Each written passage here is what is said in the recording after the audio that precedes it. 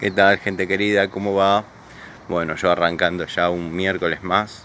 Ya estuve con el amigo Juan marcando unas canaletas para una futura instalación eléctrica que voy a estar haciendo en la semana que viene. Va a constar de tomas de uso especial, tomas de uso general, iluminación. Va a tener una térmica en cada ambiente, o sea, va a estar bien protegida porque el muchacho tiene mucho miedo a la electricidad. Y bueno, vamos a trabajar en cable de 2,5 milímetros y 4 según corresponda.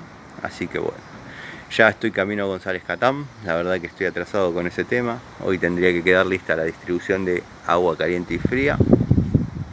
Así que bueno, el motivo de este video era desearles un excelente miércoles de corazón. Espero que estén bien, que puedan desarrollar las tareas cotidianas sin problemas. Y les mando un saludo. Nos vemos a la tarde.